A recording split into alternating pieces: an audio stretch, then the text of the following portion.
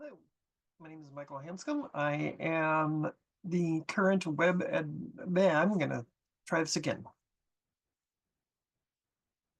Hello, my name is Michael Hanscom. I've been working with conventions in the Seattle area for a number of years now.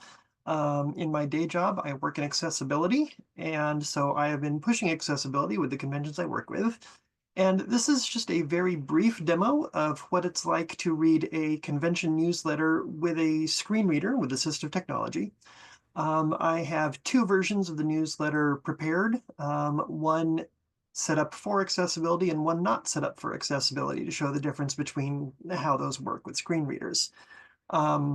The newsletter content is copied from a recent newsletter by Norwescon, my home convention. We did not send it out this way. We emailed it. It was not in Word, and we did not send it out inaccessibly. These are just for demonstration purposes. So I will share my screen and we will take a look at this.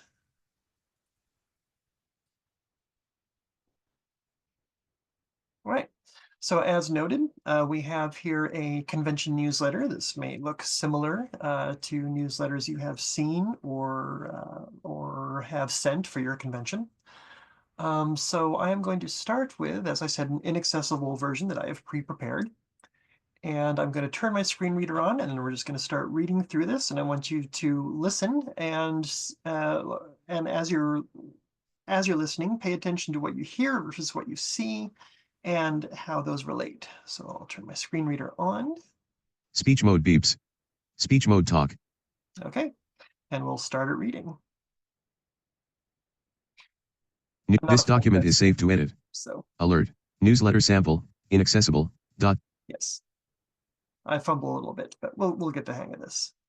Graphic picture 1 news from Norwescon November 2024. Meet special guest of honor Isis Issare. Isis Issare is a queer Afrofuturist and lover of all things black culture. A citizen of the world, Isis was born to Ghanaian immigrants in Harlem and concurrently resides in Seattle, Washington, and Oakland, CA.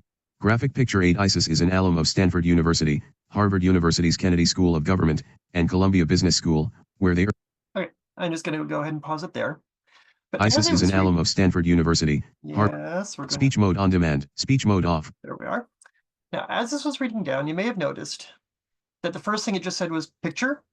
Then it just read straight through. There was no indication of headers, of titles, of anything like that, anything to break the document up. Again, when it got to this picture, it just said header, and then it just kept on running. Okay, that's not great. The information is there, but as they can read through it, there's no way to really navigate easily. So maybe an assistive tech user is wondering, okay, there might be sections in this document that I don't know about. So there's a key they can hit to just jump to the next section. Of course, in this case, if we use that key, back to Word. Why am I? Oh, I turned speech mode beeps. Speech mode talk. Okay. So if they use that key to try and jump from heading to heading. No next heading. No next heading. No previous heading. There are no headings in the document. Well, okay. Let's see. So it's they're screen reader users, so they can navigate using the keyboard. They can listen through, they can navigate using the keyboard.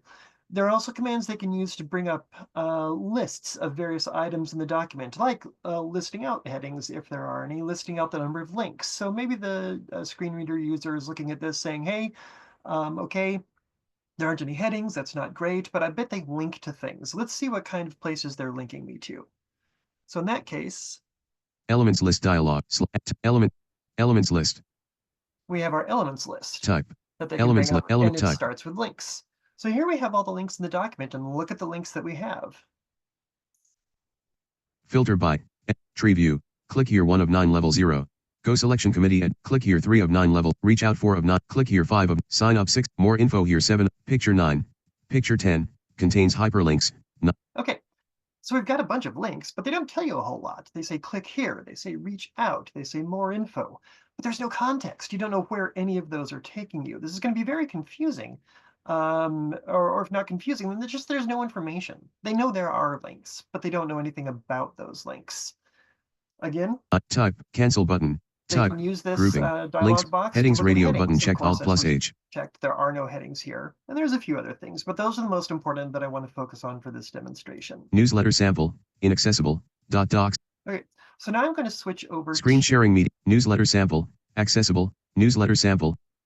an accessible version. Visually, looks the same. For sighted users, it's going to be basically exactly the same experience.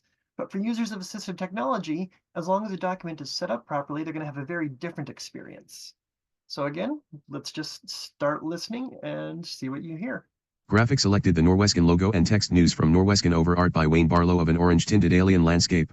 Heading Level 1 News from Norwescon November 2024. Heading Level 2 Meet Special Guest of Honor Isis Issare. Isis Issare is a queer Afrofuturist and lover of all things black culture. A citizen of the world, Isis was born to Ghanaian immigrants in Harlem and concurrently resides in Seattle, Washington, and Oakland, CA. Graphic Isis Issare, a black person with long dreads, wearing a black t-shirt and blue pants, smiling and leaning against a blue vending machine stocked with books.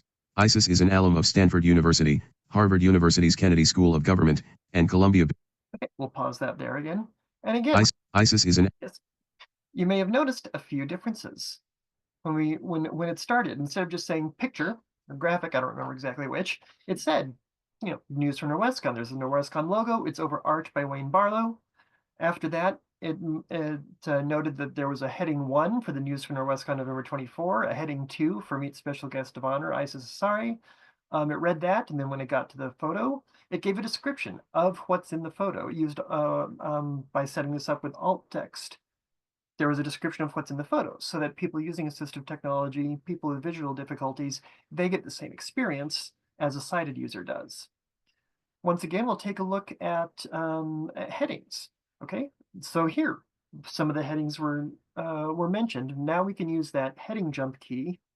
Page 2 Heading Level 2 Guest of Honor Selection Committee. Heading Level 2 Reserve your club table now. Heading Level 2 Dealer's Room and Writer's Row now accepting. So heading now we can use that key Heading Level 1 News from Norwescon November 2024. to navigate throughout the document, just as a sighted user can scroll through the document, use visual cues such as size, font, color, things like that to find different section headings. As long as those are defined as headings, assistive technology users can do the same thing. They can scroll through the document, listen to each of those headings, and know what the various sections of the document are. Similarly, we can bring up that elements screen that we brought up the last time. Elements list dialog. Tree view. Bring it on the Desk elements. screen here. Elements list. Okay. So here, we're starting on links, but I'm going to go ahead and Heading type elements list. But again, we have those headings, and they're all there. And again, and here a screen Tree reader. view. News from Norwescon November. Screen reader user can now use those to navigate, and you can see we even have the different levels of headings. We start with heading level 1, we then have heading level 2, and then down at the bottom you see we have a couple third level headings. Level 1 Meet Special Guest of Honor Guest of Honor Selection Reserve your club table. Dealer's Room and Write. Patterns for end up. Level 2 MC Calls Pattern. Simplicity Pattern S9800. MC. Level. Dealer's Room and Writer's Row now accepting applications for a 5 Level 1. Type. Cancel button. Move to. Type. Grouping. Links. Errors radio button. Links radio button checked. Okay. Tree view. Levels. And again, they can say, okay, they've probably linked to things in the document. What links do they have? Well, now we've rewritten the document a little bit so that instead of saying click here, more info, now all of our links are written descriptively so that they actually tell you where those links are going. Go Selection Committee, Club Tables page 3, Clubs Table email, Dealer's Room page 5, Book Nook mailing lists, sew up a comfy outfit for your packet cover for MC Calls M8, packet cover for Simplicities. So now, when they call up a list of links of documents, links in the document, there's context there. They have an idea of where those links are going to take them. So this document is saved to. Yes. I'm going to turn speech mode on demand. Speech mode off. Okay. So this is just a quick look, not going into a ton of detail, and I'm certainly not going over all the features that a screen reader has, or that a screen reader user or assistive tech user might take advantage of.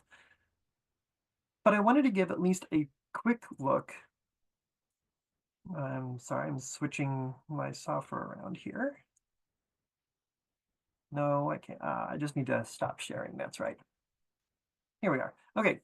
So as I said, not a full featured demo. There's a lot I didn't go over, but I want to give a quick look at the difference between having a document that's not set up for accessibility and a document that is set up for accessibility. So when you're creating documents in Word, you want to make sure to use headings. You want to make sure to add alt text to images. You want to make sure to write your links descriptively. The same thing when you're writing for the web or any other medium. just learn a little bit more about these things. There's a lot of information out on the web, and do these things to make sure that when you're sending information out, all of the members of your convention,